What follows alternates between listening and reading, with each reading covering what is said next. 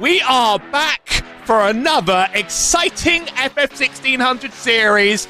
A very different car than prior, but a very similar schedule, with a couple extra surprises on the way. And what a strange place to start the season, it at Cadwell Park. It was a nightmare last season. They call it the Nürburgring of the UK, with its tricky woodland section and crazy hills. You barely get any chances to pass here. Surviving might just be the game, and there is rain on the edge of the radar. Not quite sure if we'll get it in time, but this whole week has been threatened by the spectre of it. So how about we add some more dread to drivers along the way? Howie Burrows, as ever, bringing you coverage of the FF1600 series. And this week, I have someone who has had some experience in these cars and this series before us. We have David Whitehouse on. Cool. Good evening, David. You were in the race just before this, so let me know how that went for you and what you're expecting out of these drivers here today.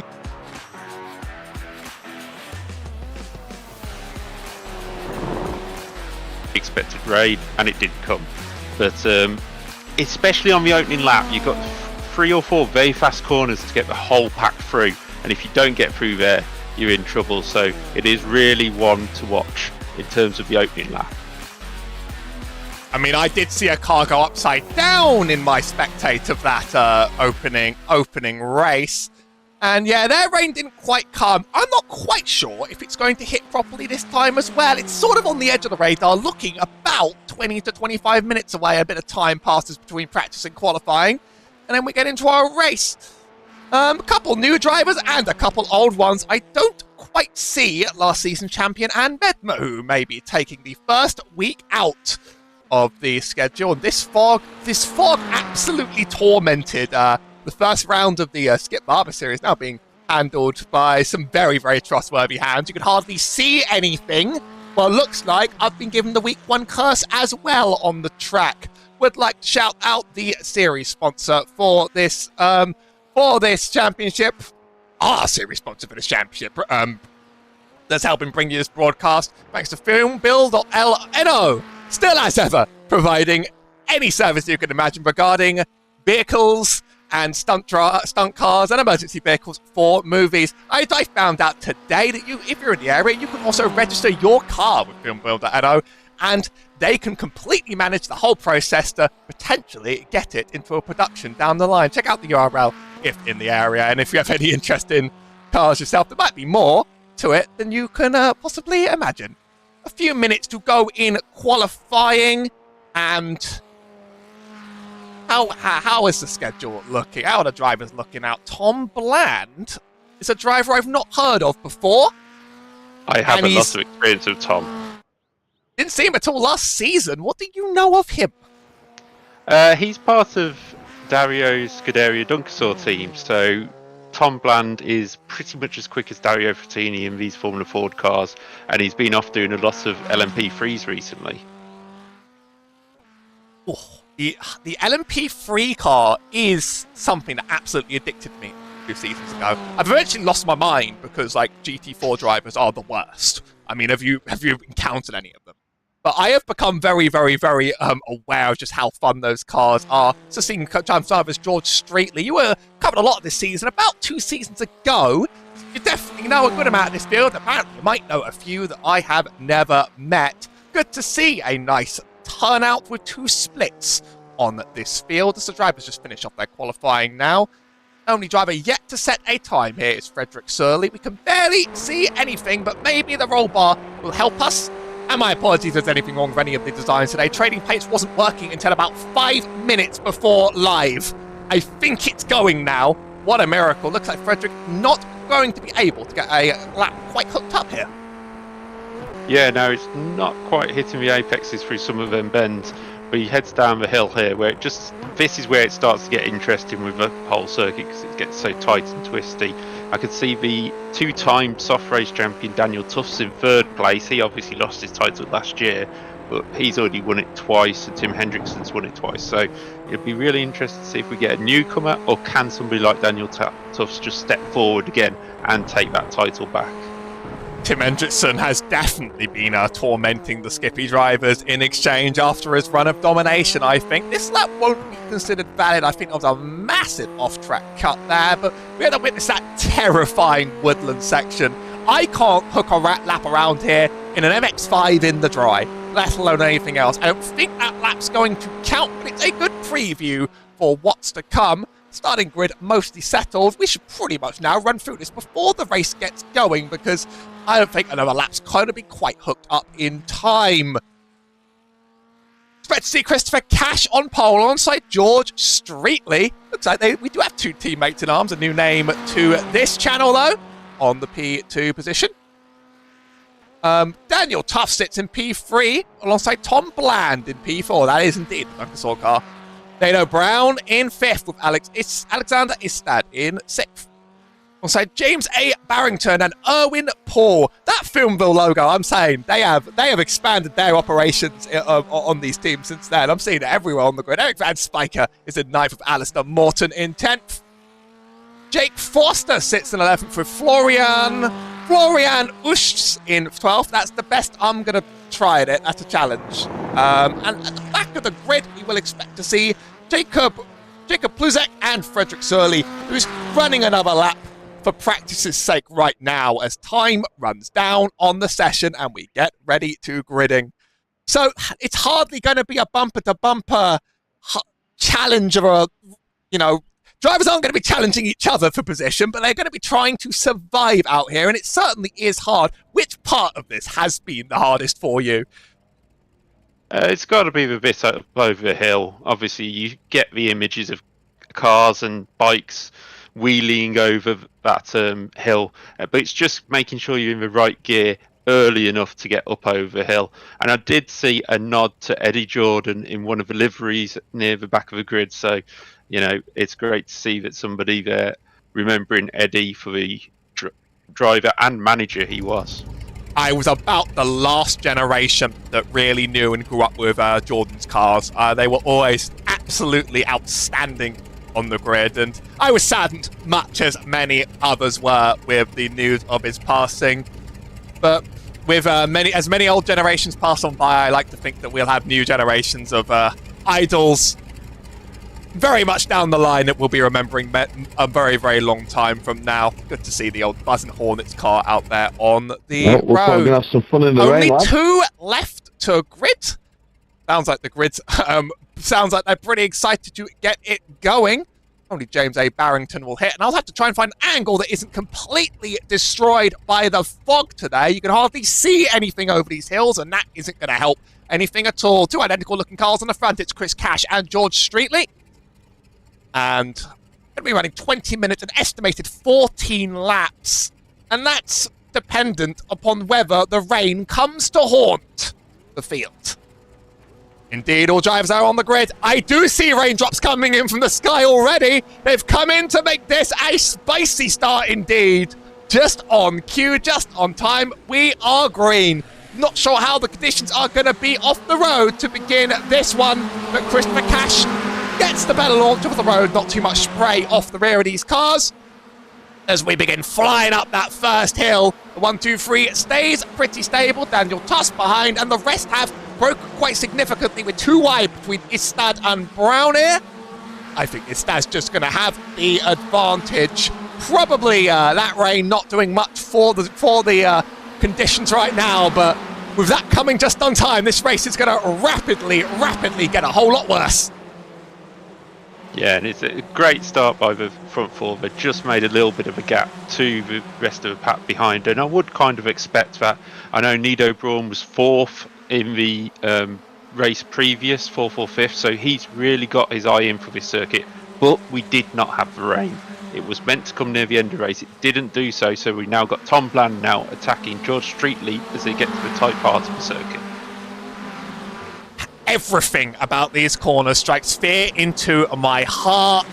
The amount of off-tracks I've gathered in a single lap are staggering.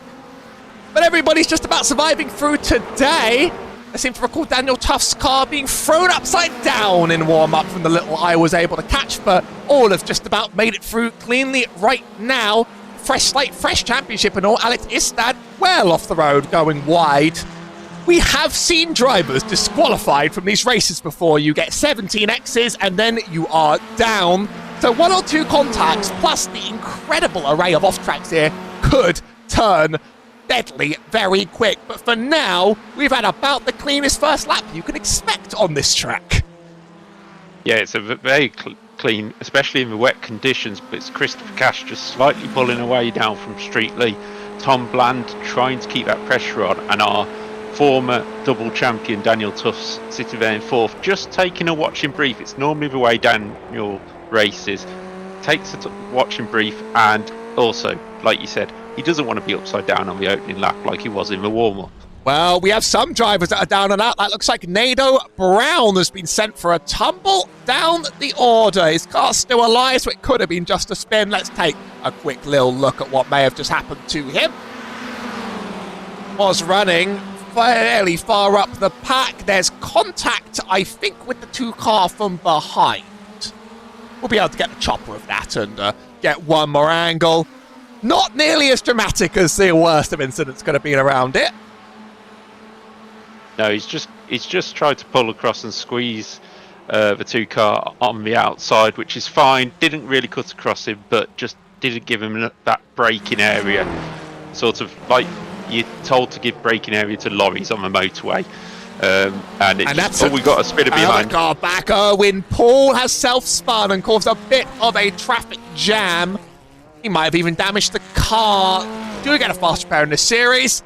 That looks like a bit of a self-spin up on the road. Still not seeing spray, but I don't know what these conditions might be doing to the drivers. They could be making it worse and worse. Of course, it's a car with a single tyre compound. There's going to be no chance to stop at all when it's a tyre compound barely suitable for the rain.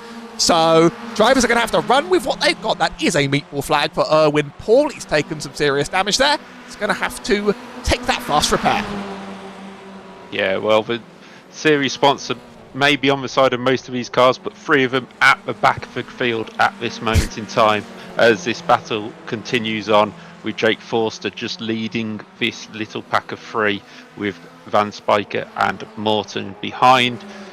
Nido Braun obviously needing to catch up, and it's a surprise. Around we go. That's Morton another and Spiker. That's another one. Morton and Spiker again. It looks like this area's been being a little bit problematic for drivers, really. That massive elevation change, it's kind of a self-spin. It's just the car behind very, very close. These curbs are probably becoming deadly, and I'm not sure how much drivers are completely acknowledging that. I come back to real-time pictures, and Morton's around again.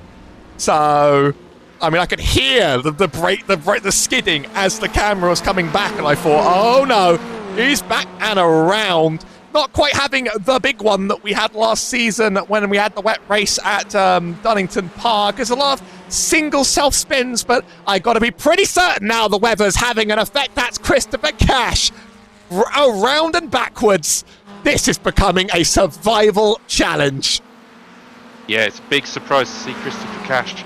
Before that incident happened, I was going to mention it's a real shock to see Frederick Surley back down in 13th, the driver who knows these cars really well, but Streetley's just put Bland on the grass on the exit of the bend, coming back towards the pits. Will Bland get the inside into the chicane? It looks like he will, and there's contact with Streetley. Streetley's into Bland, then the 2 cars glued together, and they're both off the track. This is going to be Daniel Tufts' chance. He comes down, but takes it easy just in case one of them has not seen him, and the top 3 are, as it stands, Bland, Streetley and Tufts. I'm surprised they were able to collect that and rejoin in time to keep their position. There probably was a little bit of contact there, not helped by the network conditions between the 2, but they've been able to loop it back together, and I think they are still shaking and moving up at the top. Streetley over Bland and Tufts for now, but that's wide for Streetley, quite wide. It's opened the door for both drivers. Tufts was very fast last season, but he did get involved in a few incidents, and in my opinion, that's what really set him back a little bit. If he can keep his nose clean now near the front, he can take away a lot of points. It's a very, very top-heavy championship point system. So those top 3 positions are worth so much. That's cash around again. I'm not sure what triggered it. That was contact from the car behind. I don't know whether he just had his nose underneath. But yeah, Daniel Tufts was involved in, as we just look at this replay through the trees now as they come across the line, I think it's a white and blue car just behind, just catches him as they head down towards turn 1.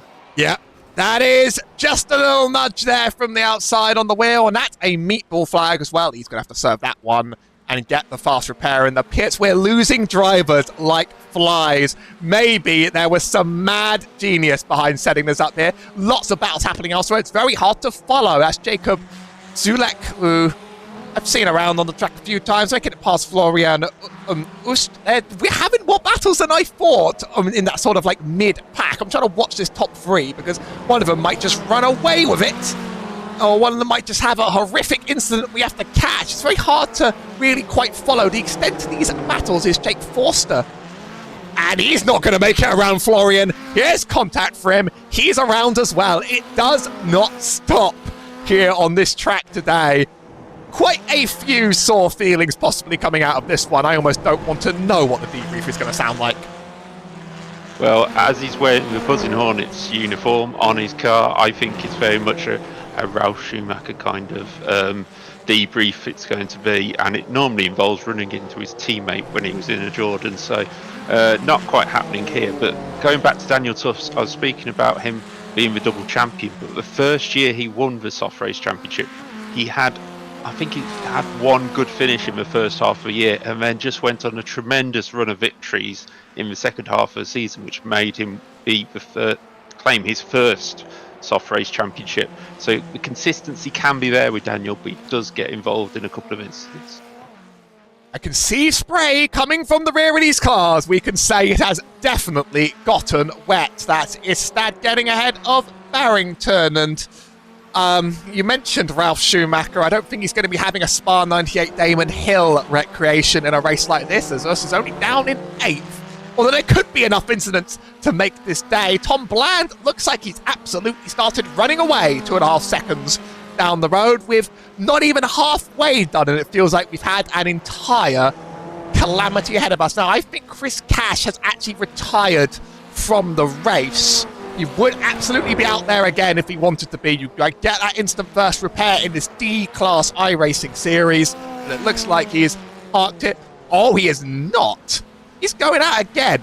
Never mind. Possibly a tyre change in that then, because I would have imagined it being instant. He is back out again. He's going to have to make up a lot of places to score any point at all. That's Eric Van Spijker back around again. So many to catch today. I'm trying to just make sure absolutely everything is caught, and I'm still going to miss probably half of it. One might have been... Oh, that corner has just been deadly. It doesn't matter what happens, doesn't matter where, you're going round on it if you take it wrong. Yeah, he just caught the curb on the inside and it just dragged the front of the car around. But now, with all of that happening, Nido Braun, who spun off earlier on and was at the back of the field, he's now up into 6th place. Florian Utes from the back of the grid up to 7th. So not quite Spa 98, but 98 season as a whole, starting at the back and moving forward for the Jordan livery. And we've got a 2 side-by-side here now. Can he go around the outside? Yes, he can. So the wet line is just being that little bit grippier right now. I'm surprised to see these battles happen, but the moment I spoke, that was going to cause Barrington to go around himself. I've heard so much from some of the practice races this week just about how there's almost like no safe feeling line on this track whatsoever. It feels like everything's out to get you, and every braking zone is going to catch you. And there quite possibly is now rubber going down on this line, and on such a single groove track like this, I'm really like, this is just a game of holding on for your dear life and hoping the thing doesn't snap. I've been meaning to mention this whole time, bring it up. I can't bring it up because that's Morton going around as well. The car's seen massive changes for this season. In general, it's been made significantly more stable, significantly easier to drive, but the rain certainly hasn't become very much easier in itself. This sort of half wet, half dry tyre has got like one groove in the middle, which you can sort of see on that camera there. it's really very, very little to hold on to. Yeah, it's really difficult in wet conditions, and obviously we haven't got monsoon conditions, but I have driven these cars in monsoon conditions, and it's certainly not easy. But the rain coming down, these cars are, as you say, more stable to drive. You can lean on them. You can find the edge of adhesion just that little bit more, especially if you're not sort of one of the aliens in the front. But speaking of aliens in front, Tom Bland now almost 5 seconds clear of George Streetley. He has absolutely made his run, and this is very much how these sort of races are defined here at Cadwell. As he passes here, Christopher Cash, we're getting lapped cars sorted on this field due to some of the incidents we'll be seeing today. He's certainly fast, but I wonder if he's not even trying to drive at 100% here. Doesn't have the fastest lap of the race. Probably doesn't want it. This is more of a race about having the most consistent lap of the race. And every time I look at something, it goes quite wrong. Tom Bland has quite the buffer, so he has quite the gap, still 2 seconds. He's actually able to recover in P1, but I think everybody's self-spinning, and there's no way we'll get to them all if you're not losing places in the process. Yeah, I thought he actually had lost the lead there, but it was the lapped Erwin Paul coming through, who's having a battle with Christopher Cash. And as I say, still Frederick Surley down in 12th. That's not the pace we expect from a driver who has driven these cars in real life out in Britain and in Sweden. So it's certainly something that I didn't expect to see him this far down the field. But Tom Bland still leads. 2.8 seconds clear of Daniel Tufts, who's got ahead of George Streetley. And Alex Ister just closing in there. And Ister is really one to watch. He does have these good races, and he's come through the field in this one. Surly has a ton of experience, but last season taught me is he also has a ton of horrible luck and a ton of races where things wouldn't quite go to plan despite the experience and the pace. This is looking like another one of them, as I think he spun it again. I thought that there's a car backwards as I'm transitioning into the replay. Yeah, I think that was Christopher Cash going round in the background, but I think certainly was just trying to get out the way of Tom Bland. And then that's a... no, it looks like we're dealing with lap traffic, but then as I catch that, we have another self-loop.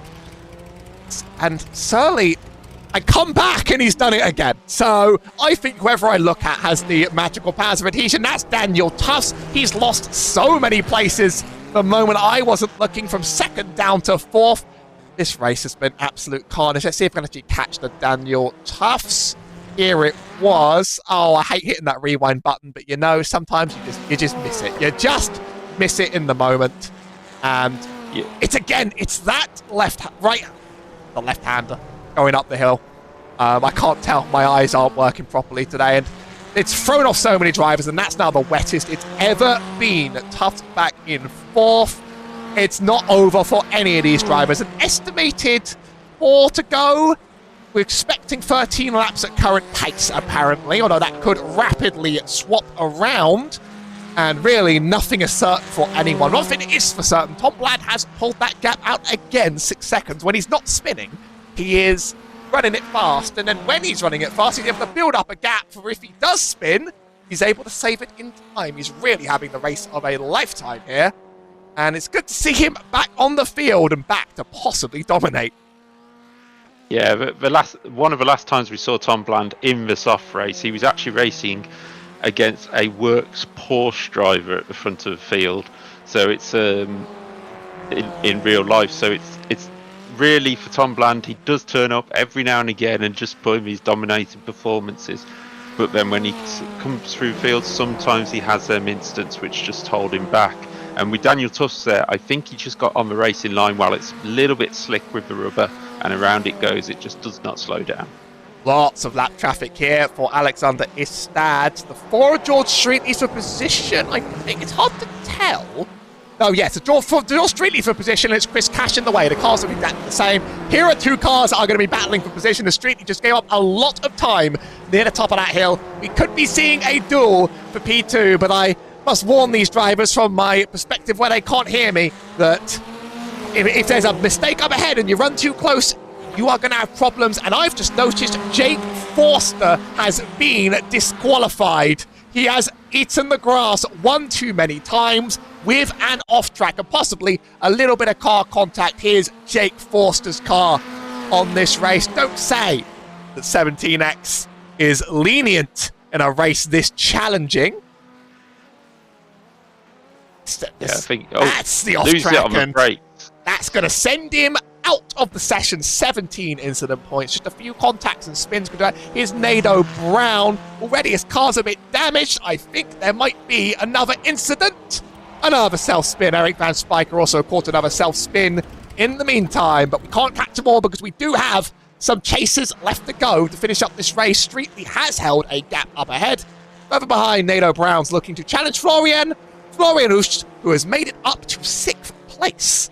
Through all the chaos, maybe we are having a spa moment in front of our very eyes. You never quite know what's going to hit for the rest, but we only have a few laps to go. Estimated 12 now. I seem to keep going down as drivers keep having more mistakes. We'll see when the white flag flies, though, on the flag stand, as it is a time-based race. Yeah, Alex is closed right back up on George Streetley, and I think it depends on the lines being taken. You can see two different lines through the chicane there, and up over hill, Ista just that little bit tighter on his lines than Streetley. But George Streetley, not a driver I've seen out in the Formula 4s that often, so maybe new to wet weather and Formula 4 driving. We only had 58% chance of this rain hitting the circuit throughout, as Daniel Tuff goes around in the background, and he will just have to try and avoid. Will he get go before James Barrington? I think he will, but we are now on to the final lap. And this duel is going to evolve right up until the end. It looks like Istad might have just about be ahead on the outside of turn 1. He's going to make it happen and claim that P2. I don't think Streetley's out of this at all. We are locked and loaded for our final lap now. And I've always meant to shout out next week's race. Same times, not quite same time, same place in this channel. It's of my belief that we are going to adhere to daytime savings, and for UK drivers, be here at 7:30 p.m. That's the same time UTC for the race. We'll be at the Foster's layout of the Alton Park circuit. A bit of a rookie staple. Foster's is a strange corner, dare I say a very deadly one. It's going to be possibly another action-packed race. I do prefer the full layout, but Foster's does provide its own unique opportunities for death, and maybe that's what they were thinking, setting this race up in the rain. That's Streetley sideways behind, and I think that's going to be his P3 well and truly gone, unless it's a horrible mistake from Istad, as Bland is ready to finish his final lap here, almost losing it over the curbs. It takes a lot of grit and determination to make it through a race on wet Cadwell without death, and I think Tom Bland might have just pulled out enough to run it the whole way through pretty cleanly indeed. It's been one of the hardest races I've ever had to try and follow and watch, but Tom Bland's ready to cross the line for the first win of this season here at Cadwell Park, and what a spectacular way to do it. It looks like it's going to follow in P2 from behind, with George Streetley taking in that third podium position. Yeah, it's a really strong drive by Bland, as we see. I think that's not Surly rejoining. That must be Braun. That's Brown. Across the line, that's Christopher Cash a lap down, just coming across the line. But James Barrington did manage to get ahead of Daniel Tuss when he made that spin. So don't think Tuss can make it back through. And Florian Utes getting 6th place from the back of the grid. With a bit of a news flash, we had a rapid series of disqualifications. That incident from Nado Brown was a disqualification. The 17X hit. We'll catch the full details of this. This is Nado Brown. It puts it on the wrong driver for me sometimes, just as a treat. There's a few disqualifications in a row here that are going to change the outcome. Meatball flag from that as well. That's Nado Brown. Then here's Jacob Pulzek behind. He's going to lose it, and you're going to see his car just disappear from existence eventually. Just one of these off tracks doing it. We had 3 DQs across the line to finish this race, which is why I'm focusing hard on them. That's the curb, and that's the iRacing goblet. And then Christopher Cash as well. When you're DQ'd, you're placed at last place on the lap that you run.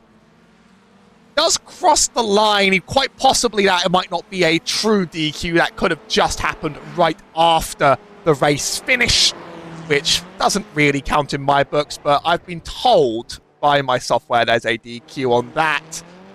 Incident everywhere. Where do you go to start? Absolute chaos on the field today. Chris Bash cleared from disqualification. There we go. So Crash wasn't hit by a late race DQ, but 2 on the last lap. Even making it to the end of today is an absolute triumph. Maybe you're glad that you weren't there today, David. Yeah, it was a fun race for conditions. It's normally a race I can kind of take advantage of because I'm not the quickest, but I do sort of try and keep it on the field. But it is going to be great to see what these drivers could do throughout this season 2 of 2025. Well, I might have gotten the 7:30 call incorrect. We're going to work it out. Subscribe to the channel and you'll see the event come up as soon as we have information here about the time slot. But the intention, I think the intention will be to try and keep this for UTC, as that's how it's been in the past. And I might have gotten the direction of the clocks incorrect, so I'm going to clear up misinformation on the air while I'm here. We'll get some race results for all of you while we think about what we've just done. That's one way of putting it. A very, very chaotic grid, and it leads Tom Bland to win. Alexander Istad making an impressive last pass on George Streetley for P2 and P3. James Barrington that sits in 4th with Daniel Tufts in 5th. It looks as if he does get a valid finish. Florian Utz. I'm trying my best for that one. That's hard. I'm sorry. In 6th with Alex Rams Flyker in 7th. Alexander Morton sits in 8th with Erwin Paul in 9th and Nado Brown in 10th. Jacob Pluzek, Christopher Cash, Jake Forster and Frederick Sorley sit out the back of this race. Quite a few DQs and quite a few significant incidents. We are going to get to talk to some of the drivers that hit the track today. But any thoughts on quite anything you can glean from this first? I mean, it's one of them, isn't it? Cadwell's a tough enough circuit at the best of times, but then throwing a bit of rain, and it's just made it really much harder. As you can see there, Tom Bland sliding through there because he was on the rubber of the actual racing line. So, and the track's so narrow, you just can't. It won't dry up under the trees either. So, yeah, what a great circuit to have wet weather on.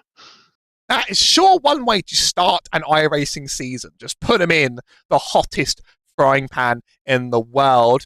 This season we're inviting interviews from drivers at post-race. Check out the FF1600 community Discord server on the iRacing forums. Information about how to join post-race. And until then, we at the very least do have Alexander Istad here, who is quite possibly going to be able to give us the report from the ground on that. Good evening, Alex. What Good evening. Race. What a race. Yeah. I'm exhausted. I think anyone. Yeah. No, it was very hard. It was not. It wasn't wet enough to be really wet, and it wasn't dry enough. You have these patches which sends you right off track. Well, there was still some great racing on the field. I'm surprised Cadwell doesn't usually race very well, but you pulled off a very, very nice finish and a pass around the outside on one of the final laps of the race. Still had that bravery in your system to have a good race today, then? I was hoping for wet. I've been practicing for wet, and I started with wet setup, hoping it would pour down. Unfortunately, it was only light wet, but at the end, the setup gave me the advantage, and I just had to push. Well, that is probably the hardest race you'll have to do this season. Looking forward to the Fosters of Alton Park. As I've said, it's a bit of a traffic jam of a track layout. It's going to be a very different character of a race than this one. How are you preparing for that round to hopefully get the season off to an even better start? Well, at first, I think it will be very nice to get to a dry track where you can have the same conditions, mostly the same conditions, to practice with and race with. And we'll see how it goes. And any last messages or shout-outs before we move on? Because we are doing this slightly out of order, it turns out. Any last shout-outs? Any last messages you want to give before we move down the field? Because, man, I think everybody needs a break after that one. Yeah, no, I'm good for now, and we talk later. Well, it's been great to see you pull up a good result to start the season, and it's a thrill for you to even make it there. Congratulations on your finish and doing things slightly out of order, because that's how Discord works. Handing over to Tom Bland now, our actual race winner. Tom, yes again. How you doing, Dave? You all right? Yeah, not too bad. Popping up here into a soft race, and you just drive away from the field. Oh, I wouldn't say it was that simple. I hope you guys had as much fun as I did. We had to watch more replays than probably live action because of keeping up with everything. But how did you find the conditions out there? Because it obviously started wet, but it wasn't wet. Well, you know I'm okay in the wet anyway, so and that's one reason why I was probably excited for tonight. But honestly, them conditions out there, even though it was only very lightly wet, probably one of they're the toughest conditions I've ever had in the wet by a long way. Yeah, and what was it like by the end of the race? Because we did see you have a spin near the end, and it was like, oh, is this getting too wet for these tyres? Well, you only saw me spin once. Well, that's a relief. I think I spun about 3 times. But yeah, no, it didn't really get any worse. It kind of stayed the same from lap 6 all the way up to the end. It was just guessing the line really. So I just wanted to try and put pressure on the guys in front, get them to make a mistake, and then sort of capitalise on it. 'Cause I know if it did rain, I'd probably have a good chance of winning. I didn't really have the pace in the dry, so yeah, the little rain dance at the start of the race worked quite well. And I hear this little rumour of a gold Scuderia Dunkersaw livery if you can win a championship. Oh yeah, well Duncan's got a little bit of a carrot for us Scuderia drivers moving forward. So if we win the overall championship in iRacing, then we get ourselves a nice little golden livery to parade around in. So got one in the LMP3 for last season, winning the Falcon. So it'd be nice to sort of add to the collection, really. So it might be a common occurrence you see me on Monday night. Well, that would be great to see, because I believe, looking at the championship, that puts you second on 208 points with Daniel Dinsdale on 210. So you're just there, ready to compete for it. Yeah, exactly. As long as I do well in these races, I'll stand a good chance. Thanks for popping in, Tom. No worries. Cheers, mate. Well, what a journey and what a race it has been. An absolute thriller, and a correction on my second correction. We're expecting the SOF race to take place at 9:45 next week as Britain moves its clock an hour forward. But stay subscribed to the channel. The event will be the ultimate authority on that. I know the drivers are going to need to work that out among themselves. Until then, I've been Howie Burrows, and I've been Howie Burrows, and I've been alongside David Whitehouse, wishing you a great week up ahead in iRacing and in the real world, of course. What a fantastic way to get this going.